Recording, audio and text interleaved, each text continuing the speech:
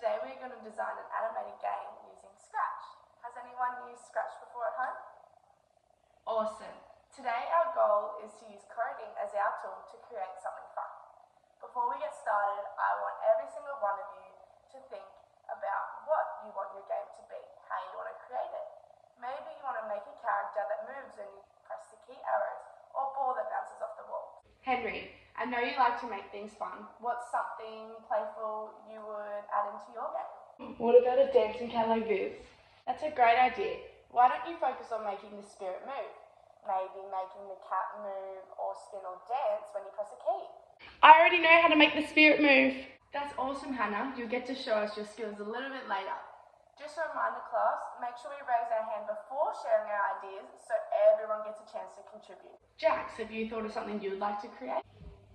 It's okay not to have an idea right now. You'll get inspired once we start our activity. As a class, we'll walk through using the basics in Scratch together.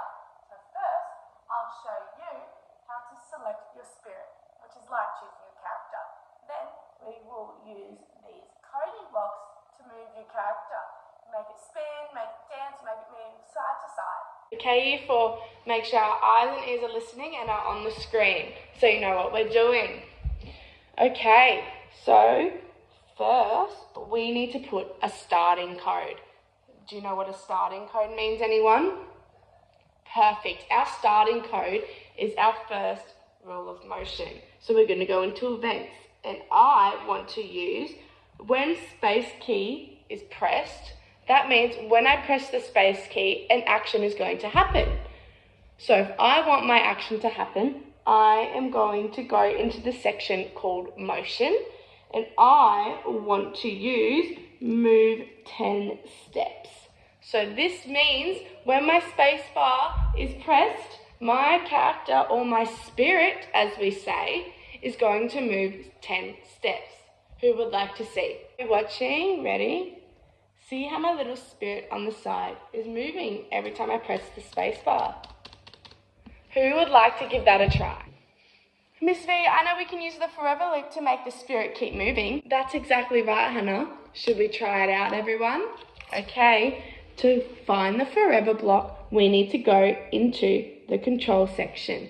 Then we need to go into the forever category and put it right between the movement of 10 steps.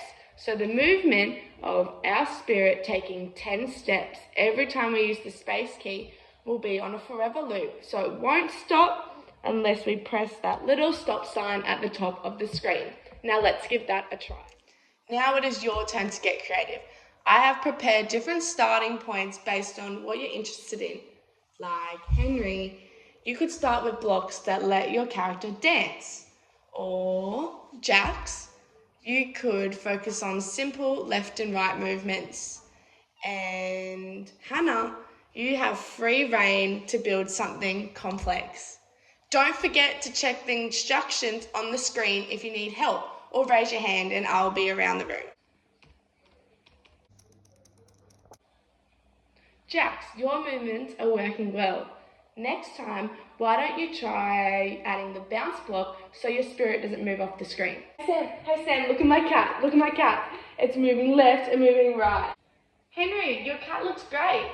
To make it even funnier, why don't you add some sound effects? Scratch has such great options if you go into the sound block. You can create your own sound, or you can choose the sounds that are there for you. Hannah, I see you've added score count. How will that work with the rest of your project? Great work, Year 4. I want to take 1 minute to just reflect on how we use different strategies to make our character unique, with how it turns, how it moves, or how it sounds.